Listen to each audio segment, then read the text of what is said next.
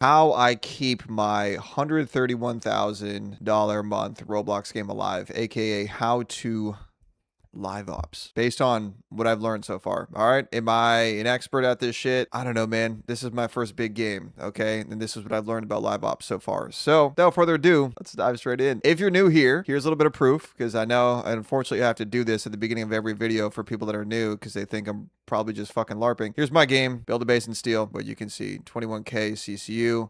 All right. Game made this much Robux in the last 72. I'll show you. Okay. I'm a co-owner of this game. I'm not the only owner of this game. I have a business partner. Okay. This is how much Robux we made the last 72 hours, which is around, 13K every 3 days, which is, yeah, that's how much money that is a month. Okay. Cool. Now that that's done with, let's get into what I've learned about live ops so far. The number one thing, and this is a classic fucking saying in business, dude, is that the customer is always right. I see so many scenarios where a dev will have a game that's blowing up. They'll partner with the studio. The studio will milk the game for everything it's worth in terms of monetization. Make it super pay to win, not listen to the player base, make a bag and dip, and the game dies. Okay. My mindset, not just in Roblox, but with any business I've ever run, is that the customer is always right. In this case, it's the player is always right. Usually. Let me add. Usually, right? Because sometimes some kids say some crazy stuff that they want added to the game that should be out of the game. Okay, so let's break down live ops, guys. From what I've come to learn, there's really kind of two things that you're doing once your game is kind of already popping. The first is you're launching patches, okay, and the second is you're launching updates.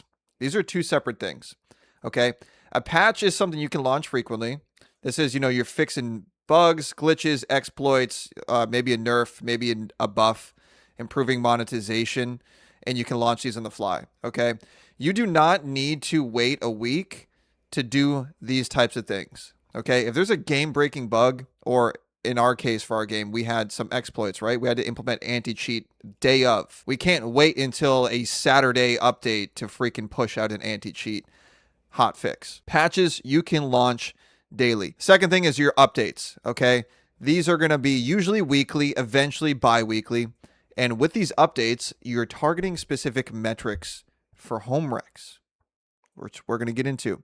And they should be very intentional. Basically, your updates should take player feedback, make your player happier, make the game better, while also targeting specific metrics.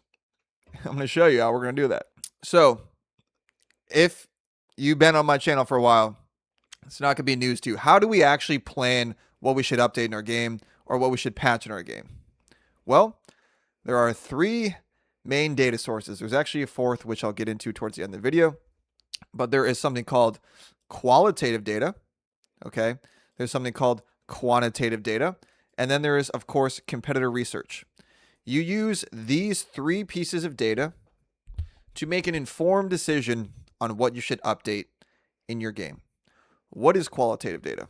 Qualitative data is descriptive, non-numerical information that captures qualities, characteristics, opinions, and visual or spoken experiences. Okay, basically the voice of your player. Okay, so you go in Discord here, you see we have bug reports. That's pretty straightforward. If you don't have that in your Discord, bro, what are you doing? Get that in your Discord for your game. Okay, you have the community forum on your group page, right? This is where kids are leaving feedback. And then you have the feedback tab. The main thing I want to point out is you kind of have three different types of players here, three different buckets. In Discord, these are your sweats, okay? This is what's called your core, usually. These are the kids that are grinding the crap out of the game, usually, okay? On the community forum, this is usually, from what I've seen, younger demographic. They always complain. There's never usually anything good to say in this community forum for the most part.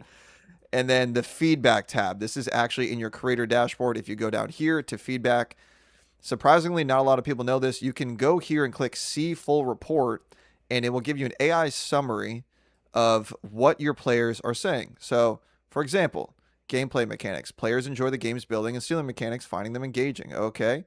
Critical feedback, base security, stealing mechanics, bug issues. Okay. Now, what I do, because I'm the producer for this game, is I will look at these three data sources, okay? And I will go to my business partner, who is the developer. And I will plan out an update based on what I think is priority. Okay. But I don't stop just with qualitative data. I'll also look at quantitative data because I want to make an update that the players enjoy, but also the algorithm enjoys, right? That's the win-win, dude. So we look at here, we go to acquisition, home recs, go last 7 days, okay? And I'll look at this data. And this really comes down to game design. So for example, let's say I want to target play days per user, okay? Because I'm looking at this stat, I'm like, okay, how can I get this up? Currently, I think our play days per user is high because if you've seen previous videos, kids spend a lot of time investing in building their base. Something we added to increase this is a build mode. Now, players that can't afford a private server, they can actually build their base in peace, okay? Then they can come back to a public server and now they have a better base. They're not getting wrecked immediately. This is mainly for our new players. And there's something called the sunk cost fallacy. And I think this is overlooked, is for retention, based on just what I've seen so far. And now it's different for every genre. But you want emotional investment into whatever progress they've made. So there's something called the sunk cost fallacy. What is it? Sunk cost fallacy is a thinking error where you keep doing something because you already spent time, money, or effort on it, even when stopping is the best choice. Okay, imagine a kid spends 6 hours in a day building a base.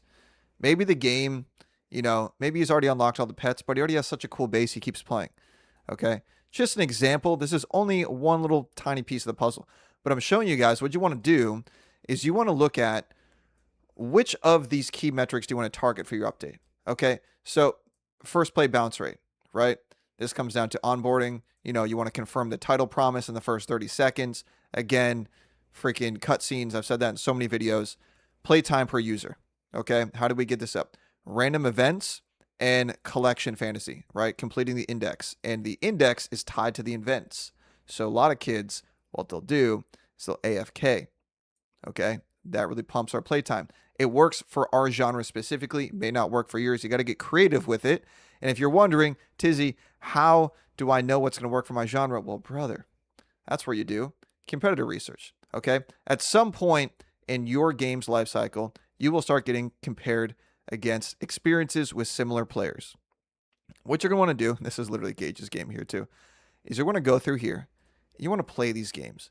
And you want to figure out, what do these games have that my game doesn't have? How can I get some inspiration from these games? Now, something that's very, very important that I think a lot of devs don't do is they get a big game and they just don't talk to their audience at all. Okay? If you go in our games Discord, you will see, usually I'm quite active. Okay, so there's something called a core audience. What is a core? Okay, what is a core audience in gaming? A core audience in gaming is the dedicated, passionate group of players who play a specific game genre or platform most frequently, invest the most time and money, and drive community engagement. These are your diehard sweats, your loyal fans. In our game, bro, in our game's Discord, we have a specific forum. We have around 8 to 10 playtesters that are our core. These are our sweats. We love them to death. We literally plan updates with these guys. We bounce ideas by them. We have them playtest our updates before they're live. They give us feedback. They help us refine these updates because these kids play the game more than me or Gage have ever played the game. Okay? And they really understand how the game works and what could improve the game. Now, of course, you want to use your own discernment. You don't want to just implement every single suggestion they give because a lot of these kids, they're not game designers. Okay, just keep that in mind. They are players. But this goes back to the philosophy where the customer is always right and the player is always right. Usually, okay? The player is usually right. So here's a hack you can do when doing competitor research. You'll see that, your core. That's what I noticed for Build a Base and Steel. I looked at the sweatiest kids on our Discord, and I looked at the server tag they were repping, okay? And some of the server tags they were repping were very interesting. One of them was Bed Wars, right? Some other kids in there were playing Grow a Garden. Some came from Steal a Brain Rot, right? It starts to give you insight into the other types of games that your core is playing beyond just what Roblox says here, okay? Look at the Discord members in your game's Discord and look at what server tags they are repping, okay? Here's another hack. Straight up ask them what other games they used to play and study those. All right. I found this game just by talking to my core. It's called Base Raiders. Okay. It's dead now, but back then it had 92 million views, right? In 2018. I played this game and I asked them what's their favorite aspects of this game. Okay. These are things a lot of developers I've noticed have not been doing because I do pop in other games' discords just to see how they run and manage it. Okay. You guys want to talk to your core. Talk to your core. Okay. So we have qualitative data, we have quantitative data, we have competitive research, and you have to use your own discernment looking at all three of these things to decide what is a worthy update that I should ship this week. All right. And that's basically the TLDR of live ops. Now, there's a schedule, right? Usually for us, okay, we have the event / update. It's Saturday. Okay. So usually what we'll do is that same day, okay, after the event, plan for next update. Okay, that's on Saturday. And then by Sunday, me as the producer / project manager, I'm already getting our freelancers and contractors on it. Okay, assign work. We're starting to get it built.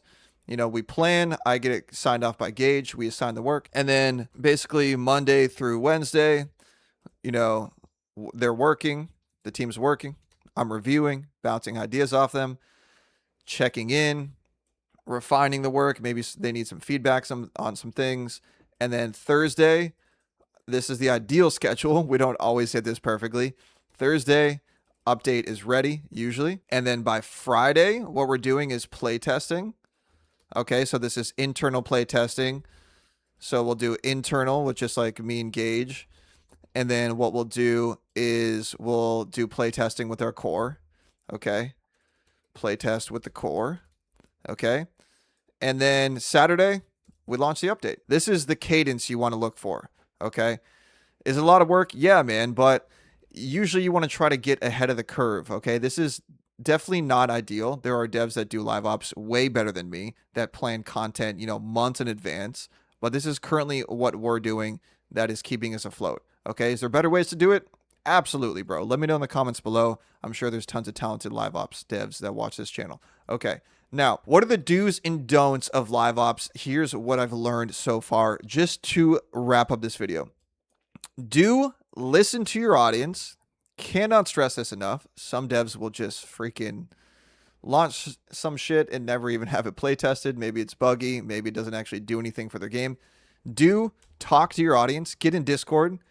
This is not beneath you. Even if you're making, you know, the big bucks, it's not beneath you to go directly in your Discord and chat directly with your audience. Also, they love it, bro. They get stoked when they see a developer active in the Discord.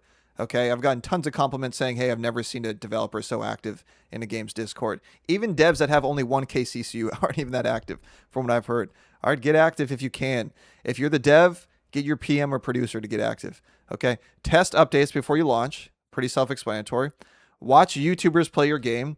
Super underrated one for finding friction, because when it comes to this qualitative data, guys, this is just reading words on a screen, what people are saying. But when you actually watch someone play your game, and I'm not talking about big YouTubers either, okay? This is what I'll do, bro. I'll go here. I'll type in build a base and steel, okay?